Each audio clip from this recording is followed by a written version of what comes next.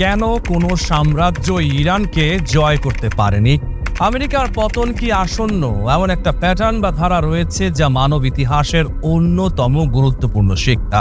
আপনি যদি এই প্যাটার্নটি একবার বুঝতে পারেন, তবে বর্তমানে মধ্যপ্রাচ্যে যা যা ঘটছে সবকিছু আপনার কাছে পানির মতো পরিষ্কার হয়ে যাবে। সেই ধারাটি হলো, ইতিহাসে যখনই কোনো বড় সাম্রাজ্য ইরান বা পারস্য জয় করতে গেছে, তারা হয় ধ্বংস হয়ে গেছে, নয়তো পিছু হটতে বাধ্য হয়েছে, অথবা স্থায়ীভাবে দুর্বল হয়ে পড়েছে। প্রতিটা সাম্রাজ্য কোনো ব্যতিক্রম ছাড়াই। মার্ক টোয়েন একবার বলেছিলেন, ইতিহাস নিজেকে হুবহু পুনরাবৃত্তি করে না, তবে এটি ছন্দে ছন্দে চলে। ইরানের ক্ষেত্রে এই ছন্দটা অনেক বেশি জোরালো। চলুন একটু ইতিহাসে ফিরে যাই। আলেকজান্ডার দ্য গ্রেট, আমরা জানি আলেকজান্ডার পারস্য জয় করেছিলেন, কিন্তু ফলাফল কি হয়েছিল? মাত্র ৩২ বছর বয়সে তার মৃত্যু হয় এবং তার বিশাল সাম্রাজ্য তাসের ঘরের মতো ভেঙে পড়ে। আলেকজান্ডার চলে গেলেন, কিন্তু ইরানিরা আবার ক্ষমতায় ফিরে এসে পরবর্তী ৫০০ বছর মধ্যপ্রাচ্য শাসন করল।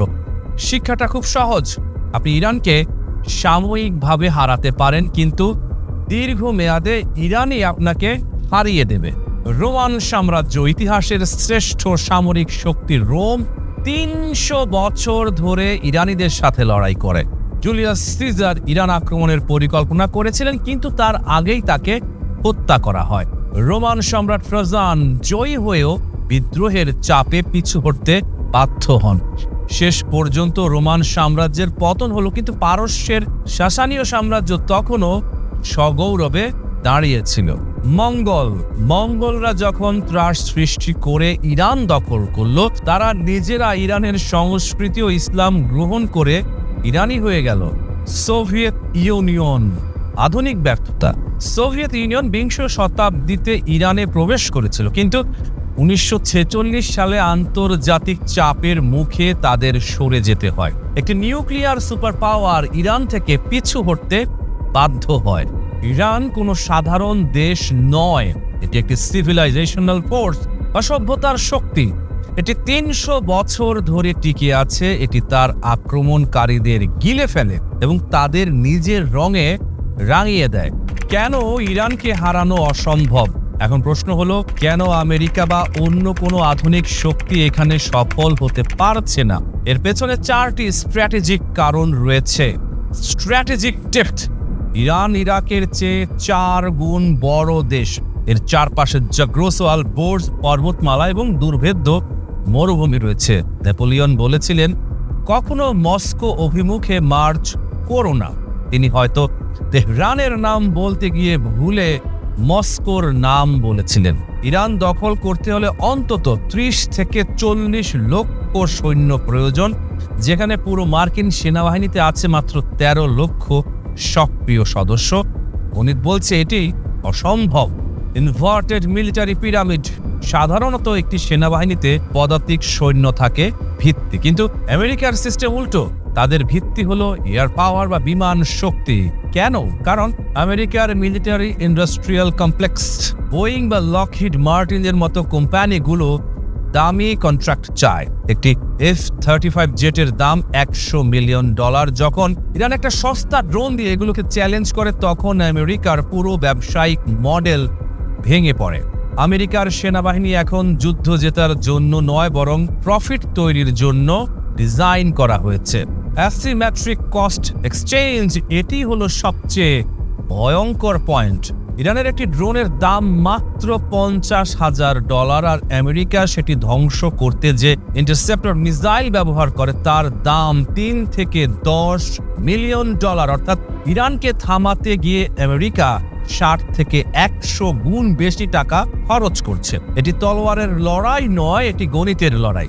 ইরান শত শত ড্রোন একসাথে ছুঁড়ে আমেরিকার আকাশ প্রতিরক্ষা ব্যবস্থাকে দেউলিয়া করে দিচ্ছে। পৃথিবীর সবচেয়ে শক্তিশালী সামরিক বাহিনী এখন অস্ত্রের অভাবে সময়ের সাথে পাল্লা দিচ্ছে। লড়াই করার মানসিকতা, আমেরিকার জন্য এটি একটি রাজনৈতিক যুদ্ধ, কিন্তু ইরানিদের জন্য অস্তিত্বের লড়াই।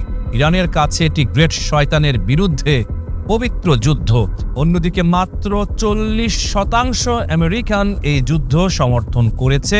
পেন্টাগন ক্ষয়ক্ষতির সংখ্যা লুকাতে ব্যস্ত, কারণ তারা রাজনৈতিক প্রতিক্রিয়ার ভয় পায়। এক পাশে 20 বছর ধরে প্রস্তুতি নেওয়া এক সভ্যতা, আর অন্য পাশে দিশেহীন এক প্রশাসন। তেলের রাজনীতি ও পেট্রো ডলারের পতন।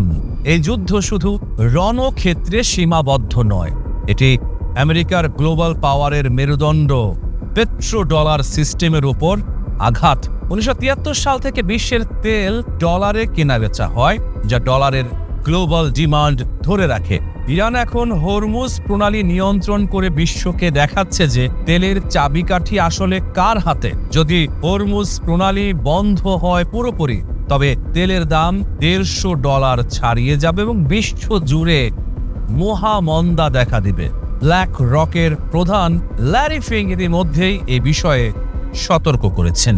যদি জিসিসি দেশগুলো নিরাপত্তাহীনতায় ভুগে তাদের petro dollar American stock market থেকে সরিয়ে নেয়, তবে আমেরিকার আর্থিক পঞ্জি স্কিম তাসের ঘরের মতো ধসে পড়বে। ইরান কোনো সাম্রাজ্য দখল করে না, তারা সাম্রাজ্যকে আর্থিকভাবে রক্তশূন্য করে দেয়। ইতিহাসের কঠিন শিক্ষা। ইতিহাস আমাদের একটি জিনিস শিখিয়েছে, সব সাম্রাজ্যই একদিন পতন হয়।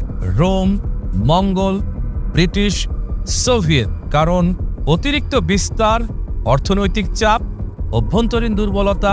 আজ প্রশ্নটা হলো, আমেরিকা কি একই পথে হাঁটছে? আর ইরান হয়তো শুধু অপেক্ষা করছে, ধীরে ধীরে, কৌশলে, সময়কে কাজে লাগিয়ে। কারণ ইতিহাসের এই খেলায় সবচেয়ে শক্তিশালী অস্ত্র কখনো কখনো প্রযুক্তি নয়, বরং ধৈর্য।